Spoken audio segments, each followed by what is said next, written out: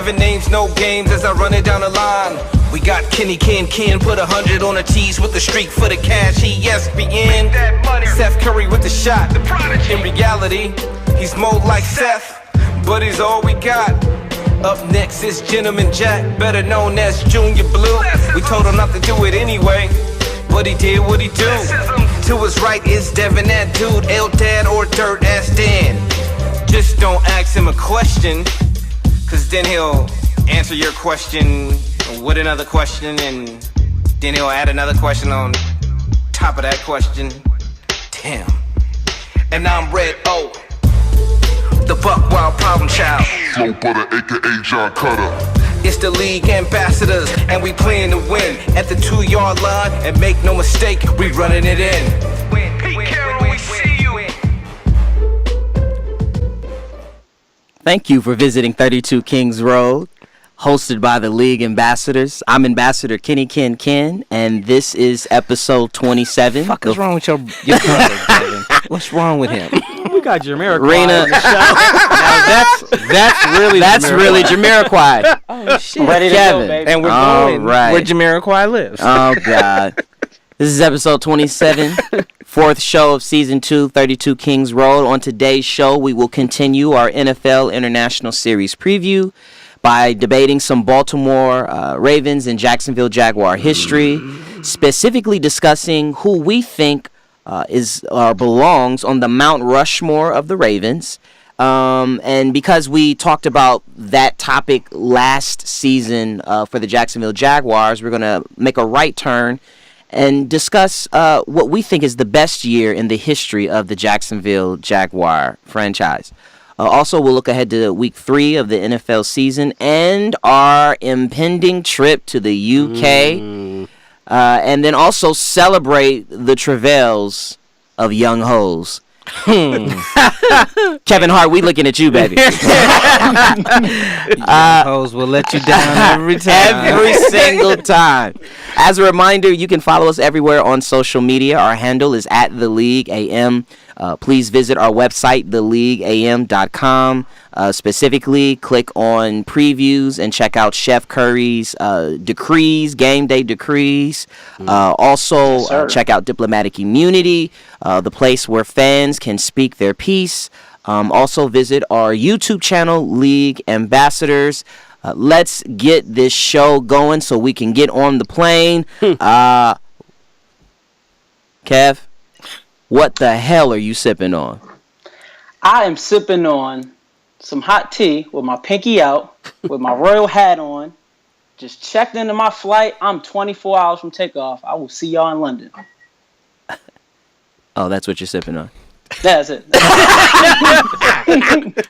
Junior Blue, what you sipping on, baby? I'm sipping on this high quality H2O. Because once again, in 24 hours, I'll be on the flight. And I heard you can't even buy water over there because it's all alcohol all the time. So it's water for tonight. And that's what you're sipping on. And that's what I'm sipping on. Dad, can you give me something serious to sip on, please? I'm a try. I'm also sipping on some high quality H2O because I feel like I need to get prepared for this trip. I want to definitely get my body right. But I'm actually going to attempt to sip on while we're listening to Jamiroquai. Well, your brother started it. But I'm actually going to sip on sports betting. Okay. You talking my language, brother. But I'm not giving any teases or anything like that. I don't know how degenerates like yourself. It's got to be painful. So there were some very great finishes, close games this Saturday in college football. Mm-hmm. One in particular that took place in the state of Florida that I'd like to talk about. Right. And you know, Florida's been through so much already with the hurricanes and everything. But the Florida Gators were tied at 20 after they blew a 10-point lead versus Tennessee. With 9 seconds left, they heaved a pass, a Hail Mary from their own 37-yard line. The receiver caught it, and they took the lead. Everyone goes nuts because it was in Florida. Here's the rub. The Gators were -6.5. They scored the touchdown, puts them up 26-20. Where's that extra point coming? The clock expired. So there's no need to kick the extra point. It's college. Therefore, they didn't cover. Damn. Would the NFL still kick it? Yep. So it's a college rule. Is that what it is? Yep. Oh. Wow. Reason number 4,383 why you should never bet on college. And on that note, I've been drinking water. I'm not sipping. I'm drinking water because I know for the next 5 days, water will not touch these lips at all. And as far as the teasers go, Just digs his own hole, man. we just keep it moving. Last week we went 2-1. The lesson for you and for me as well is don't touch Jacksonville under any sort of circumstances unless you're going to bet against them. Let's get 3-0 going this week. Here we go. Baltimore. The line is -3 for them, which means they are favored to win by 3 against Jacksonville in Wembley. They are going to absolutely stomp the dog shit out of Jacksonville. So tease that line to 7. Have them to lose by 4. They're going to cover easily. The second game I like is the Cleveland Browns. Okay? The Indianapolis Colts are this year's Cleveland Browns. And what I mean by that is if you watched us last year, you know that I told you until further notice, bet against Cleveland. Until further notice, bet against the Colts. That means take Cleveland. The line is even. Think about this, folks. The Cleveland Browns are on the road and the line is even. Take them to lose by 7. They're definitely going to cover. Finally, Green Bay Packers at home against Cincinnati Bengals. Favored to win by a touchdown. Tease that line down 7. Just pick them to win. Put $100 down. Thank the league ambassadors. Red O, what you sipping on, baby? Oh, man. I'm not sipping on water. I'm sipping on Little Tito's, which shows you how Tito's vodka. Which shows you how much the world has changed because Clean it up, baby. if Mexicans are making some of the best vodka out there, and Russians they drinking Cheeto or they like Cheeto flavored presidents, the world is really been turned on the side of his head. Oh, but what I'm also sipping on was this Saturday when I'm chilling with my people, my family. We having a good time. We watching the fight. After the fight, we had a little party going on. But during the fight, it was folks taking Canelo. And me and my boys, we all knew what was going to go down. We knew that constant pressure was going to get to Canelo, and it was going to be a wrap. Even the people who were for Canelo was conceding by round 10 that it was a wrap. And then the scores came. First one was, I think it was 113, 115. No, the first one was the bullshit, but we can get to that. Let's go to 113, 115 for Canelo. The second one, which I still think is bullshit, but it's not as bad, which is 113, 115 for Golovkin. Triple G. Yes. And then there was the tie, 114, 114, which I still think is bullshit. And then we had Miss Adelaide Bird. Yo, Rob, get your wife. Because she tripping. She had Bob Bennett went and got her. she had it 118, 110, which means Triple G only won 2 rounds on her card. Now, I am sick and tired of defending boxing. I love the sport, but I have defended it way too long. This was the most serious bullshit I've ever seen. Like everybody at that whenever Letterman knows it's bullshit, And he's a drunk. You know it's bullshit. Miss Adelaide Bird, some interesting things. If you look at all her notable fights, every last one of her notable fights, she is the only one that went for the other fighter. Every last one, and I mean, there's 8 of them where she's the only one. There's so many jokes in there. Yeah. Right. Specifically the B-Hop Calzaghe fight. Yeah. We had B-Hop winning that one. Yeah. There's And B-Hop is a promoter for Golden Boy. Keep going. Not only that, she is the only judge who was on that panel who has judged in Mexico. And I bet you if you look at her phone records and some tickets, one of her or her husband has been to Mexico in the last 6 months. Somebody got that payoff. But it was so egregious they already suspended her. So I was They like, stood her down. which is suspended. I know. It sounds funny. I thought I was reading it wrong. Yeah. Like somebody make a typo, but that's actually their lingo. But what's interesting to me, whoever the commissioner is of that particular sect of Bob judges, Bennett. said He she said was it. she was a little bit wide. Yeah, exactly. Why?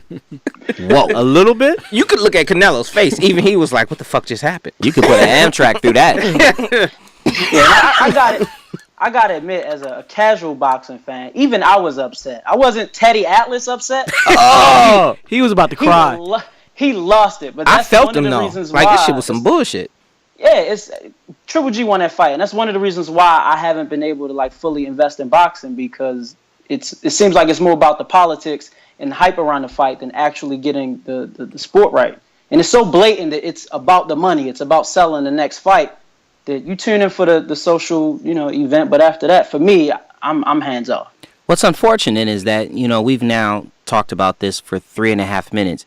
That was a really great It sure boxing was. match. it was a great fight. It was a great fight. But it went exactly how we thought it would go. Absolutely. It wasn't close, but it was competitive. It was competitive. It was a great. It was what we saw. It was what we expected, and we got what we expected. That's what made it a great fight.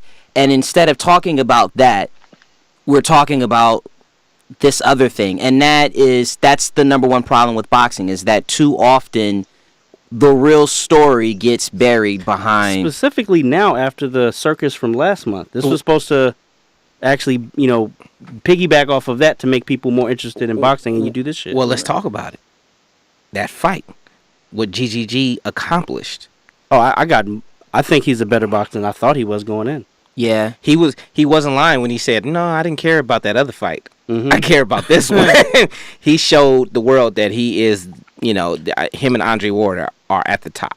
And conversely, Canelo acquitted himself well. Also. Yeah, He showed he's tough. He just showed he can't. He doesn't. Have he any can fucking beat stamina. everybody else below Yeah. Triple G, and that is saying a lot. I don't know about Danny Jacobs, but Well, I'm not. That's a heavyweight. Like, I'm not putting him in that Do category. you think the rematch goes the same way? no. What do you think? I think Triple G says I'm not dealing with this unless they had something in he place. stopped giving him respect. Yeah. Yeah, Do you because he think- gave him respect for a little bit. Do you think Canelo comes in as big? Because he was noticeably bigger. No, he'll come in smaller, try to be quicker, and then And do you think he'll be able to take the punches, though? no, because the pressure's going to be the same. There's no the blueprint is to be able to keep him in the middle of the ring, withstand the punches, and land. Now, what I did see in that fight, I saw Triple G slip a lot more punches than I've ever seen him slip. He made Canelo miss, and the pressure, not just the punching, but the mental pressure, the physical walking you down, cutting off the ring. He's still not going to be in shape. He was never in shape at 154 to do that. Yeah, that's the thing, is it was clear the game plan was to box in the middle the first 3 rounds, to basically effectively sit out the middle of the fight, and he didn't. He engaged. He fought in spots. He fought in spurts, but he, for basically 6 rounds, laid on the ropes, and then he came in the last 3 rounds. And, so that to me says, to piggyback off what Devin is saying, that against GGG, he's a 6-round fighter. I think the only way that he wins in a rematch is if he gets on the Lance Armstrong diet. And he does some EPO, does some blood, I will say some blood this. spinning to increase his endurance, and so that instead of only having to do it the first 3 rounds and the last 3 rounds, he's able to bring that same sort of energy to the fight in the middle part. And then I could see him getting a win. Otherwise, I think he loses. I will say this: if Canelo had more power and more endurance, he had the right plan. He attacked his body the whole fight, but it's just he's not in the same class. The last 2 things I'll say about this is, one, it shows how much of a chin Triple G had. Like, we already knew that. And then 2, do you guys think that, it's only 3 rounds because it switched completely in the 4th. Did he run out of gas, or did he feel something that made him start running? No, I think he ran out of gas. He came out 3 rounds? Yeah, he looked like a just a step below the Sugar Ray Leonard. Like, with the combinations he was throwing and the movement he was doing in the middle of the ring, the slipping, And it wasn't like they were standing toe to toe in the phone booth in the first 3 rounds. He was still even doing a lot of moving around there. He was completely burnt out. But it was like a night and day switch from the 3rd round to the 4th. Absolutely, because that's all he had. Because that's all he had, and at that point, it was about trying to make it to the end of the fight and then try to do again what he did the first 3 rounds. I wish I had the tape of the audio of the people in the room who were talking so much shit the first 3 rounds, and they just what disappeared fight are after. y'all Yeah, we kept looking at each other like, "This, what are they watching?" All right, let's get to Moments in Hendeg, also known as our football history segment, where we will talk about the upcoming Sunday matchup of which we will be attending, the Baltimore Ravens versus the Jacksonville Jaguars. We'll start first with the Baltimore Ravens. In our first part of this series, we had discussed the common threads between the Baltimore Ravens and the Jacksonville Jaguars, which centered around the fact that they were old AFC Central rivals, the thread between Ozzie Newsome and Shaq Harris, the black quarterback connection. And so today, with the Baltimore Ravens specifically, we want to focus on who we feel like should be on the Mount Rushmore for this particular organization. And basically how we define the Mount Rushmores is who would you say are the 4 most important or pivotal figures in the organization, whether that be players, coaches, someone in the front office. And I'll start by saying that everyone here is in agreement that you cannot talk about the Baltimore Ravens and talk about what their Mount Rushmore would look like and not mention 2 names, Mr. Ozzie Newsome and Mr. I'll say linebacker number 52, because we've got here the League Ambassadors, we've got 2 names for linebacker number 52. Kev, can you please explain the who and the why about linebacker 52? Ozzie Newsome is one, but then the second person is... The second person is Sugar Ray. So I'll specify. Sugar Ray played for the Baltimore Ravens from 1996 to 2012, and he played middle linebacker better than anyone in the history of ever, winning 2 Super Bowls for the great city of Baltimore. Now, since then, there's a man on TV posing as Ray Lewis. I don't know who he is. We don't claim him.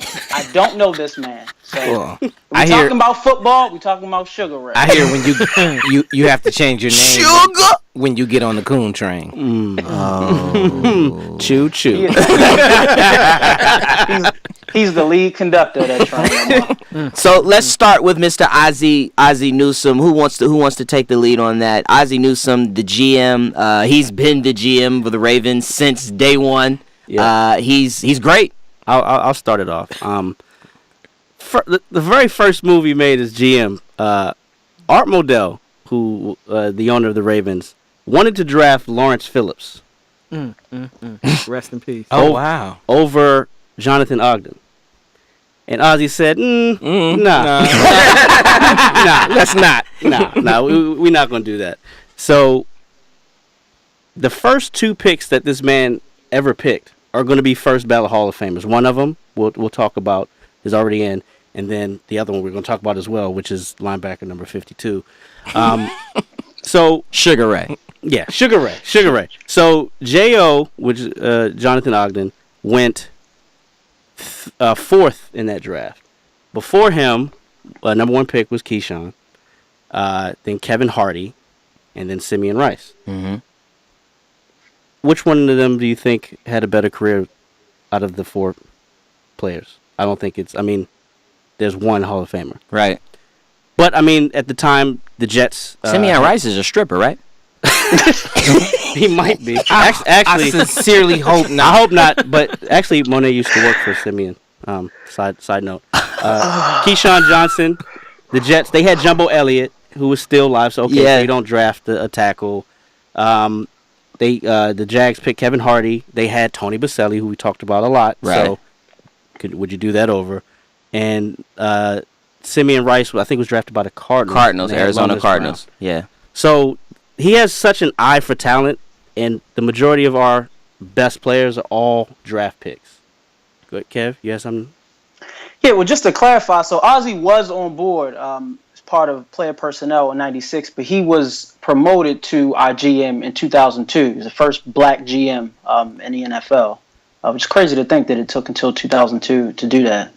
But Is it really crazy? But I was just about to say, now that you think of what the NFL is going through, that's just what they do. Par for the course. And looking at his track record, as Devin was mentioning, he selected 21 first rounders that have earned a total of 58 Pro Bowls. Jesus. So we've missed on a few, but we've missed on on the grand scheme of things, Ozzie definitely goes out there, develops talent. He is careful with who we give contracts to, who we extend after that first 4 years, who we let go and who we replace, how we replace them. And I think if you look at just his track record, so far he will have 4 Hall of Fame players from the Ravens that he drafted. And that's Jonathan Ogden, Ray Lewis, Ed Reed, and Terrell Suggs is a Hall of Famer. Can y'all take Pernell McPhee back? Oh, and great point, because we decided not to pay him when another team did. That to me, I think, is just as impressive, if not more impressive, than the draft picks. Is the fact that he seems to know who to keep and who to let go. I can't think of, and I'm not, you guys are more of a fan, and I'll put it to you guys. I can't think of a player that you guys have let go, that Ozzie has let go, and it was like. He actually. No, I mean that's in the notes here. I mean, like you look at some of the players that we wound up not giving contracts to. Adalius Thomas, we let him walk. He went to the Patriots, and he was a bust. Never heard from him again. Pernell McPhee, Darnell Ellerby, Hartwell. Who else? Bust. The list goes on and on and on. But to go back to like his eye for talent and seeing that you can let those people go. He really, really hones in on the compensatory pick system, which is basically if you let free agents walk, the league will give you a net loss pick for not being able to retain your players. Mm-hmm. So since that's been instituted, we lead the league in that. So back in right after we won the Super Bowl, we let Arthur Jones sign with the Colts. Michael Orr left to Tennessee. Corey Graham went to Buffalo, and to fill out our roster, we signed Steve Smith, who got cut, which doesn't go against the compensatory pick cap. And because of that, we were able to get extra 4th round, 5th round, 6th, and 7th round pick.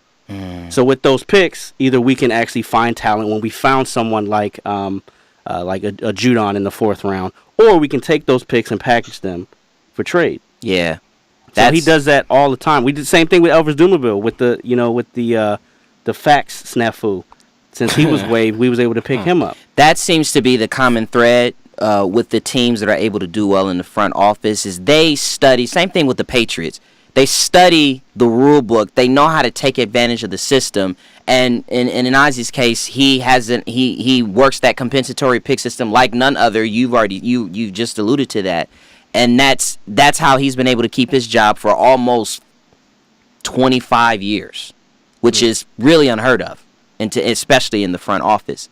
Let's go to the player that was unanimous for us, Sugar Ray, linebacker number 52. When you think about Ray Lewis, Jr. Blue, what is the first thing that comes to your mind? The culture that he brought to that defense. I mean, it's still in him today. You look at how they play and just him walking out the tunnel. It would hype you up, and I'm for sure not a Ravens fan. I have a question. Who's going to give his Hall of Fame speech? Sugar Ray or Ray Lewis? I think Ray Lewis is going to give that. Damn. I know, right? So the Beijing is going to give it. So snitching is not the first thing that comes to mind when you think of. Oh my God! This is not first 48. Y'all know less is a man of few words. So. You know how Jay say it. Everybody gonna snitch when they put them numbers on you. Kevin said that he is the best linebacker of all time. Is that middle linebacker of all time? Is that a consensus? If he's not, who is? Yeah, I'd agree with that. I would argue that he's one of the top 3 best defensive players of all time. I would put Lawrence Taylor, Reggie White, and then Ray Lewis. What about Emlyn Tunnel? No, it's Ray. It's Ray Lewis. I just want to throw our boy in there. Shout out to Emlyn Tunnel. Hey, we need a jersey for real. Okay, so what was interesting about this, and I want to put this question to you, Kev. Everybody had Ray Lewis. Everyone had Ozzie Newsome. Kevin, your other two luminaries for the Baltimore Ravens were, you said Ed Reed, correct? Yes, sir. And Mr. Art Modell. And what's interesting about that is you don't have a coach on there. Why is that? How is that? I don't, and it's no disrespect to John Harbaugh and Brian Billick, who both brought us Super Bowls, but I feel like first off, the vision for Art Modell to bring a football team to the city after what happened with Indianapolis, and knowing that this town could support a team, and then you have a GM like Ozzie who played in Cleveland, understands the blue-collar, hard-nosed, tough football.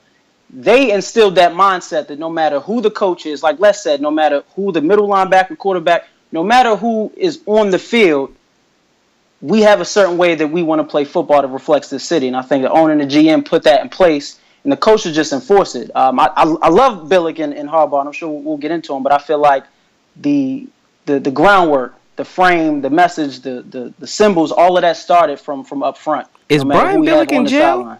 No, he actually works for. No, he works for the NFL Network. And he Where is also- that? Because I ain't seen him in No, he's been there for a while now. He's also the analyst for Ravens Radio. Okay. So he stayed local. Yeah. Why for you is Ed Reed? Why do you have Ed Reed on there as your fourth member? He's the best. It's hard to say this after we just talked about Sugar Ray, but he is the best football player I've seen in terms of how he can impact the game, whether it be playing safety, blitzing at the line of scrimmage, playing punt and kick returns, blocking punts. He's everywhere. 8-time Pro Bowler, 61 picks, 13 fumble recoveries, 9 touchdowns. The guy was insane. Yes, Redo. He's 15. He hasn't seen a lot of football. He's gonna go to Walter Payton for him. But no, Coach Belichick said if he ever coached Ed Reed, he would have never ever taken him off of the punt return team because of his ability to to get in there and just make shit happen. So I mean he's a football player. He does whatever. Yeah, I was gonna say if you ever get a chance, look up Tom Brady and Bill Belichick's discussion as they prep for playing against Ed Reed. It's the most I've ever heard Bill Belichick speak. It's intriguing. So Les and Dev, you guys did have a coach in your Mount Rushmore, and that was the current coach, Jim Harbaugh. Talk about that, Junior Blue first. Looking up what Harbaugh had done, it amazed me that he only had one losing season since he's been there in 9 years. Mm-hmm. And every time he's made the playoffs, he has a 10-5 record, but every time he's won at least one game. So it's we get there, we suck, we out. Mm-hmm. He's actually won one game. And you guys could say you haven't always had the best defense. You definitely haven't always had the best offense. Mm-hmm. But somehow when he gets you guys to the playoffs, you guys are competitive and you guys win a game. Consistently good is how I would describe Harbaugh. We're always, for me, we're always the team that nobody wants to play when you get into the playoffs. And that could be a testament to him. I mean, people have knocked him because he doesn't have he's not a coordinator. He was never a coordinator. He was a special teams coach. Mm-hmm. But we've only had 3 coaches in our entire history. So for me, it was more so because he's the longest tenured. He's still there. He's got extended a couple more years this season, and he has the highest winning percentage.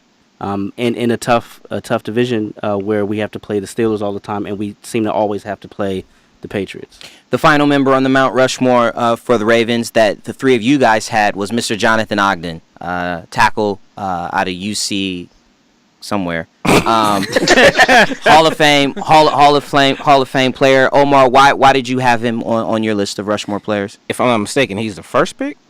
First ever pick. And in our history.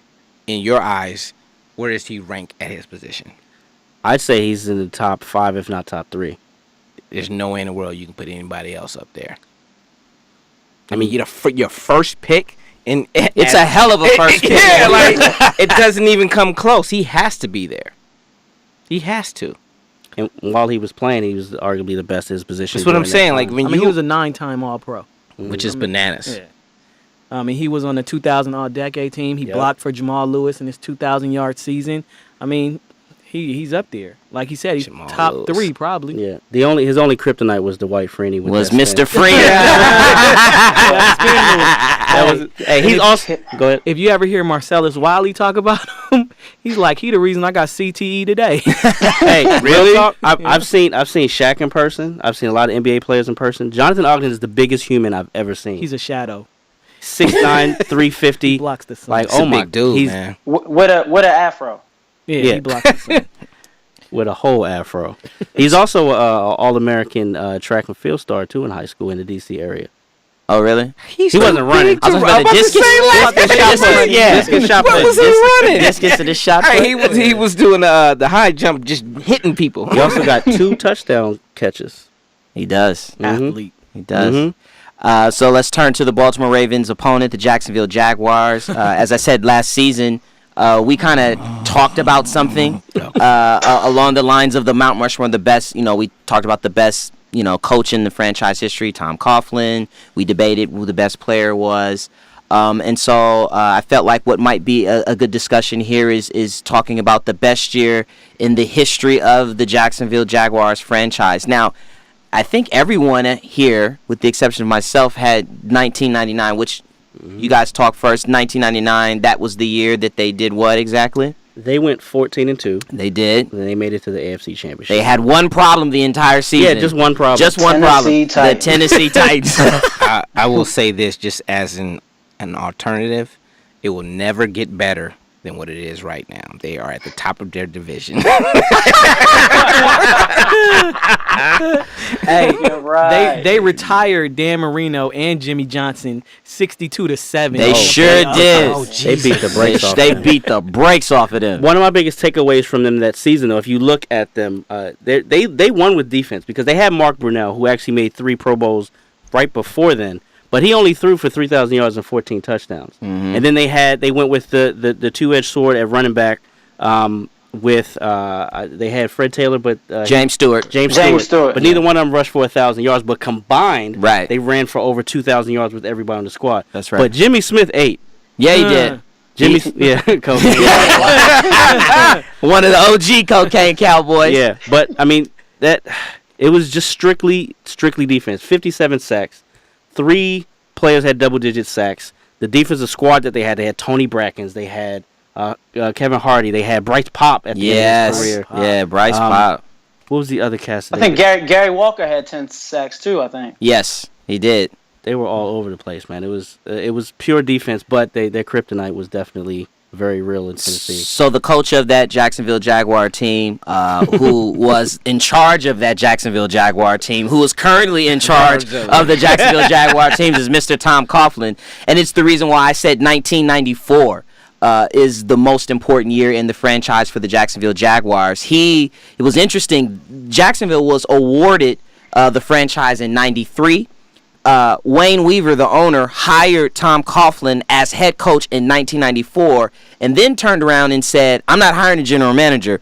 I'm giving everything to Tom Coughlin. Now, Tom Coughlin he was someone, his last job was at Boston College, and he had been in the NFL circle as an assistant coach. He'd studied under Parcells, but he was effectively a head coach in waiting for a single year. So he got a chance to put in a personnel plan that resulted in Mark Brunell, that resulted in them drafting Tony Baselli, James Stewart, Jimmy Smith. They made their playoffs in the second year. They are the most successful expansion franchise in NFL history. They had 4 consecutive seasons of playoffs, including that 99 season that you're talking about. And if Tom Coughlin had not been given that opportunity at that particular time, the franchise wouldn't have been comfortable with turning to him right now and hopefully getting them back on the path Top of their division, baby. Respectability. Yeah, Kev. So are you saying that year was their most important or their best year as a team? It's their best year. It's the best year because without that year, and it's highly unusual. It was literally he had a year to prep for the test. Yeah, I talked about that last year. And he hit the ground running. So most That was the important, best thing the owner did. it's the best thing that's happened to them. Something that they're still reaping the benefits of even today. Yeah, but in '99, I think we can all see that was their best shot at even making the Super Bowl. was the only time that Jacksonville's had the number 1 defense in the league, and I think their offense was like top 4, top 5. So that means you don't have faith in Blake Bortles? Hell, do you? I'm asking questions here. We'll find out. We'll find out on Sunday, won't we? Mm-hmm. Well, the thing is, to your point, Kevin, yes, that statistically and from a record standpoint, that was the most successful year that they had. But I think we can all say that there are times where teams can catch lightning in a bottle and they can just go on a run or they can have some success. But clearly the success that they had in 99, the groundwork was laid by one single individual, and that was Mr. Coughlin. And really, and if you think about it, a brilliant sort of move on the part of Wayne Weaver, the owner. So that concludes basically our moments in Hendag as far as talking about the Baltimore Ravens, the Jacksonville Jaguars. The game is Sunday. The experience will be great. I'm sure the game will be a bust, but we'll talk about that later. Let's get to our hot topics for this week. Talk about it. Oh, actually, no, it's not hot topics. It's not hot topics. Oh, moving too fast. You're right. We got to talk about some young hoes. You skipped the old hoes and you skipped the young hoe, went to the old I hoes. went straight to the old hoes. We got to deal with these young hoes. Kevin, our breasted boot bag winner this week is who? It's Mr. Young Wei Koo, who is the LA Chargers undrafted rookie kicker. He's been heralded as the 4th Korean-born player in the NFL. But for the sake of this exercise, we're going to call it like we'll see it. And his name is Young Ho. So in week 1, right, the Chargers ran Young Ho out onto the field to attempt a 44-yard game-winning kick versus Denver. Koo initially nailed the 44-yarder, but he was iced by a timeout by Denver, so he had to re-kick. And he went back out there, attempted the kick. It got blocked. Chargers lost. Wasn't necessarily the Young Ho's fault, right? So last week, Young Ho got another chance to redeem himself to win the game for the Chargers. They were down 19-17. He faced yet another 44-yard field goal attempt to win the game. The Chargers even lined the ball up dead center to make things easier for this Young Ho. The line blocked well enough. It was perfect. But again, Young Ho missed. He missed wide right. And the Chargers actually brought him in to replace the struggling Josh Lambo, I believe. Yes. And so far, he isn't living up to the hype. And I'll end this by saying, to quote the Source Awards' best new hip-hop artist, Mr. Omar Henderson. Fuck out of here. Get you some mature hoes, because these young hoes always let you down. Mr. Young Ho Kim, you are our Brexit Boot Bag Award winner.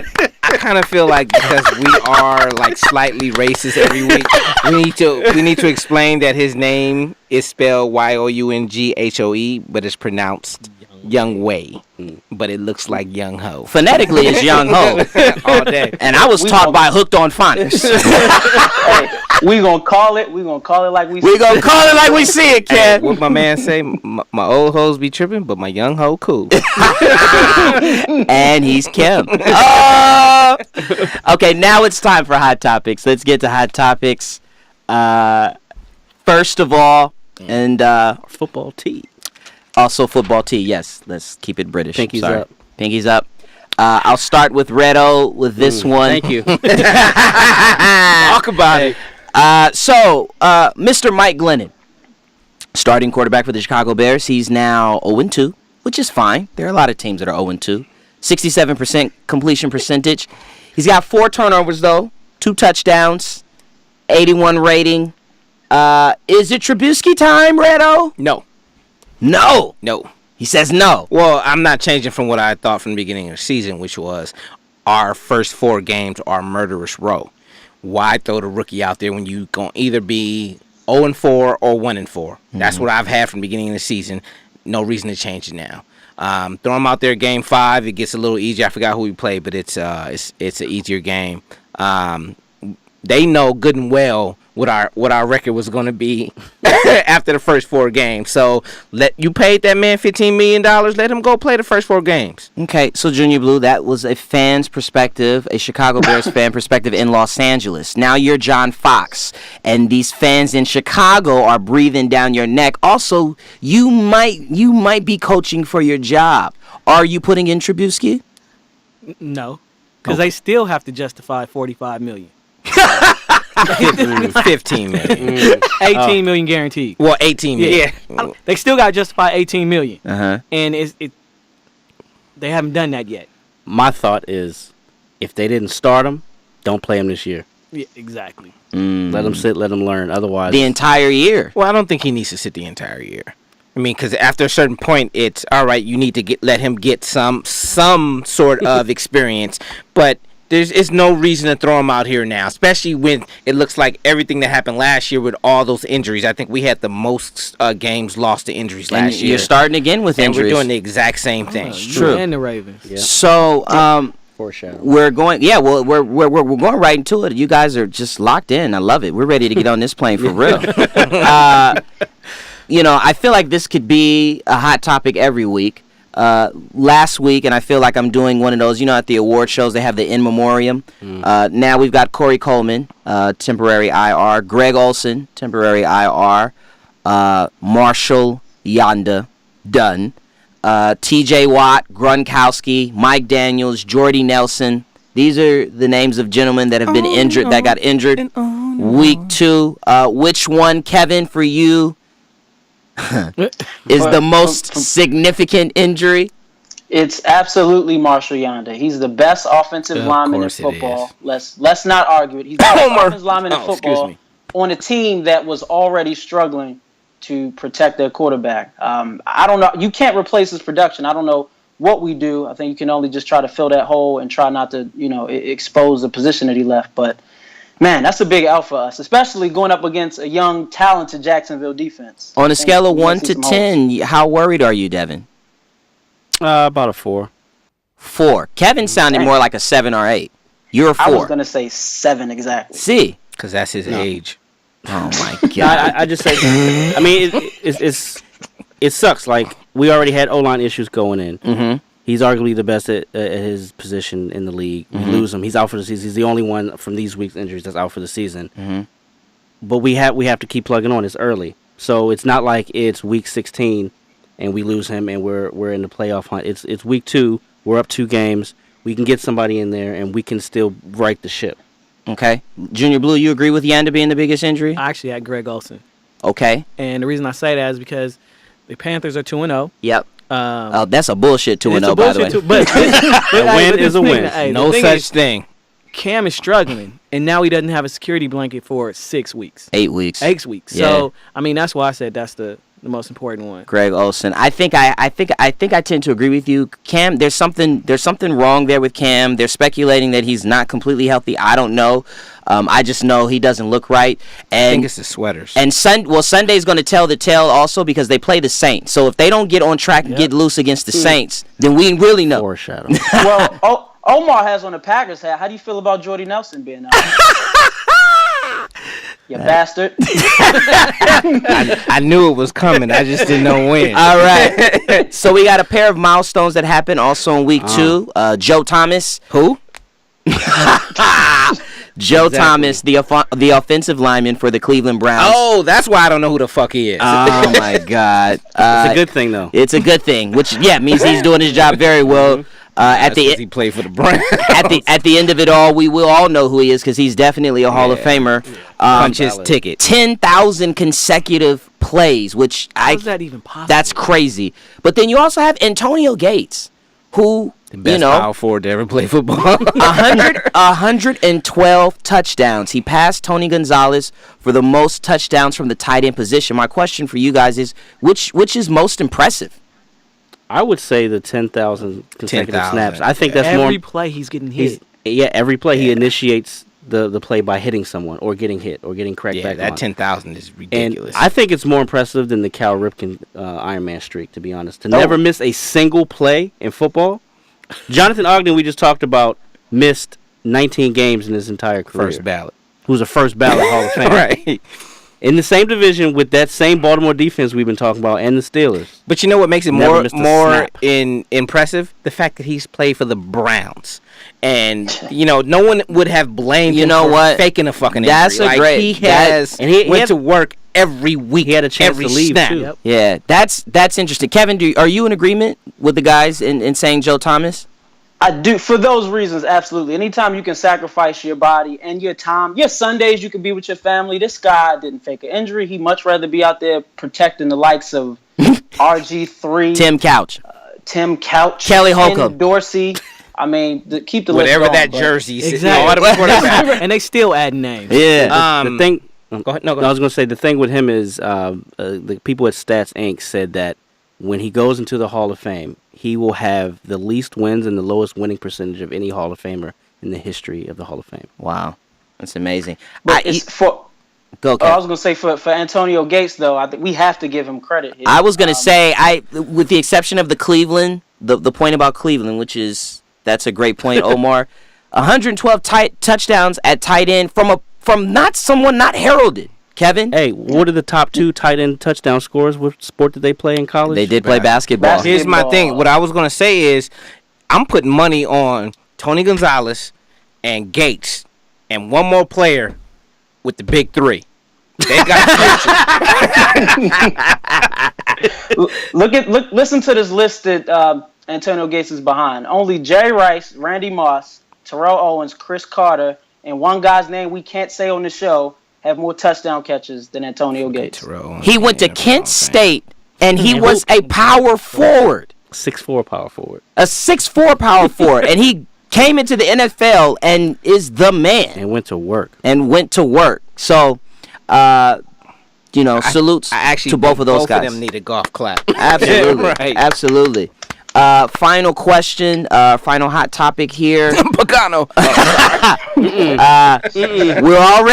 We're 2 weeks in here, and I smell some hot seats.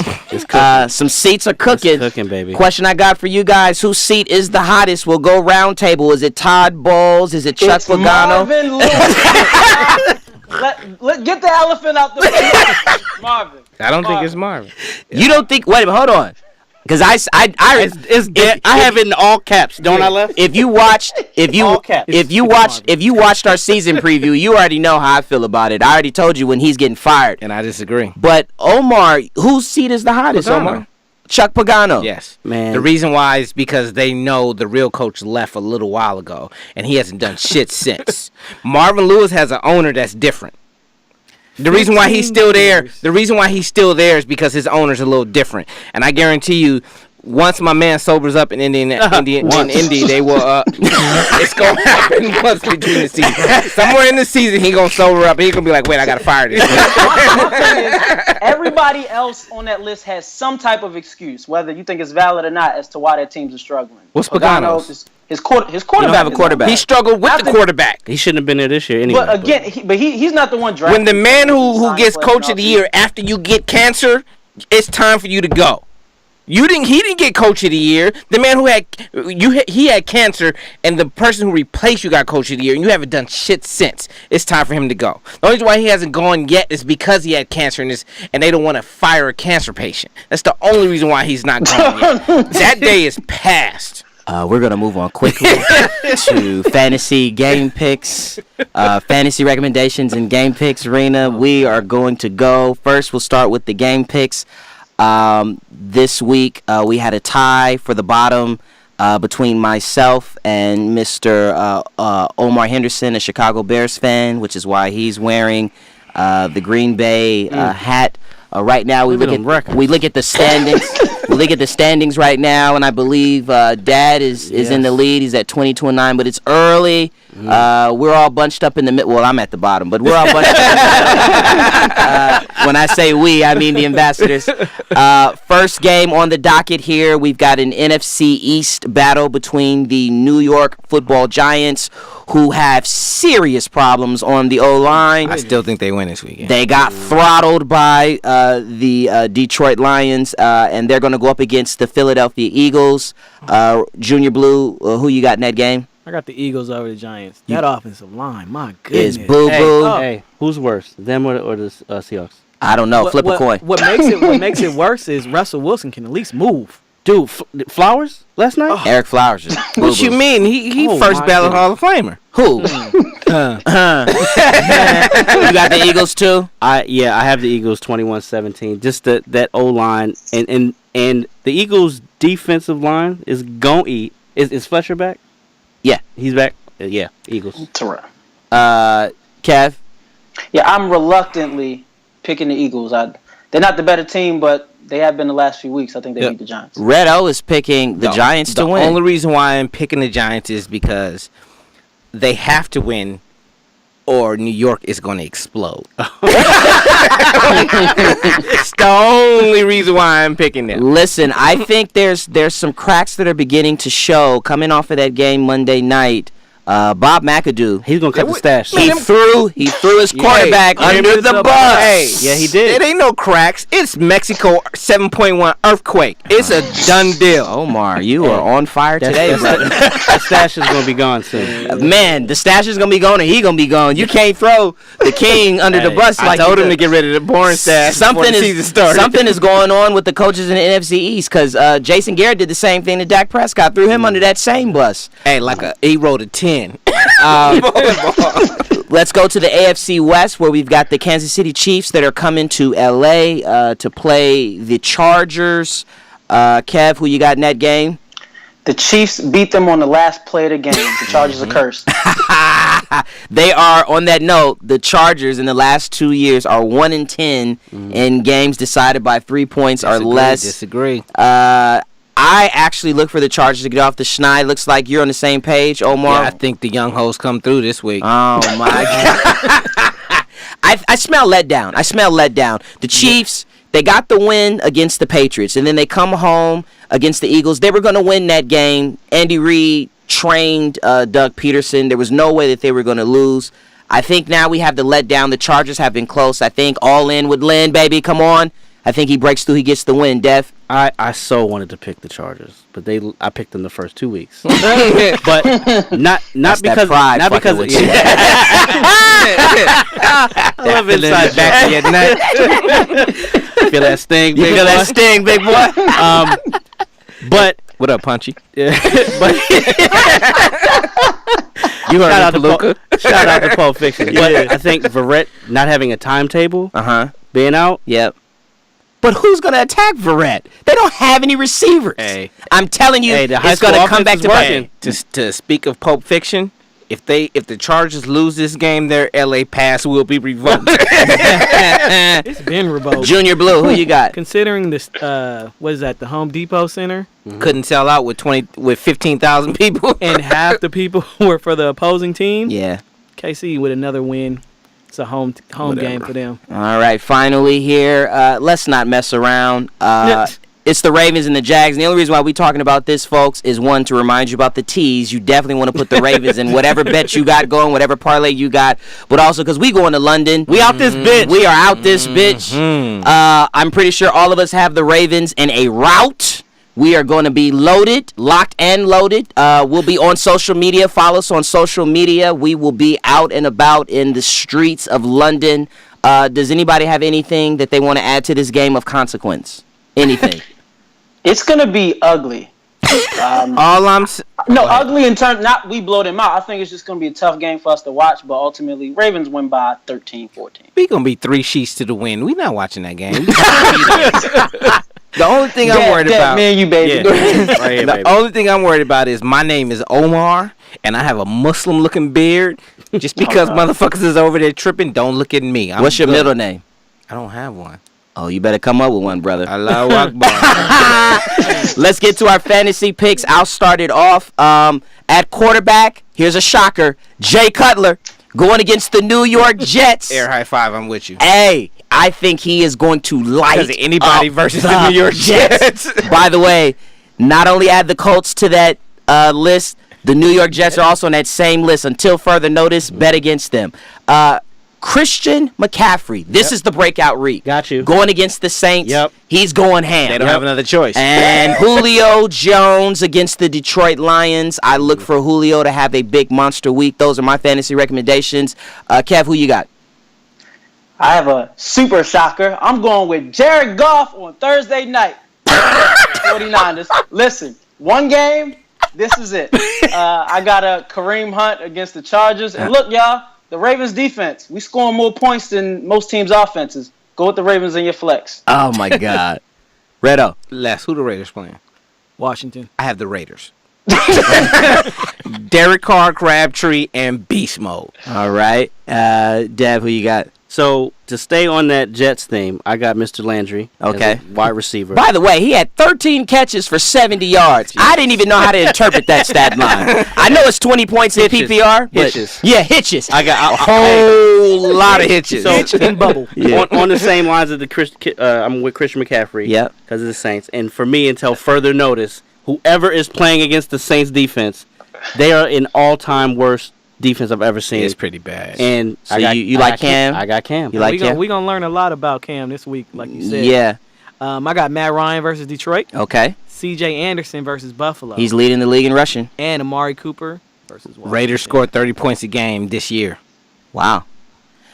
All right. Well, that about concludes it. Let's pull up our waters, which are all empty. We're doing really good hydrating. Not me. I got Tito. We could tell all show, folks. Follow us everywhere on social media. Our handle is @TheLeagueAM. Only because you sober, man.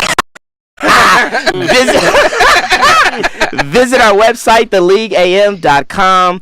Visit our YouTube channel, The League Ambassadors. Yo, yeah. We're going to fucking London. We are going to London, guys. Congratulations. This is awesome. We'll be on the plane. If all these black men make it back home, salute. We're out of here. Cheerio. Cheers. 7 names, no games as I run it down the line. We got Kenny Ken put 100 on the tees with the streak for the cash. ESPN.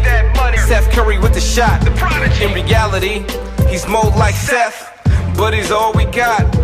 Up next is Gentleman Jack, better known as Junior Blue. We told him not to do it anyway, but he did what he do. To his right is Devin, that dude, L-Dad or Dirt Ass Dan. Just don't ask him a question, cause then he'll answer your question with another question, and then he'll add another question on top of that question. Damn. And I'm Red O, the Buck Wild Problem Child. Flow butter, aka John Cutter. It's the league ambassadors, and we playing to win. At the 2-yard line, and make no mistake, we running it in.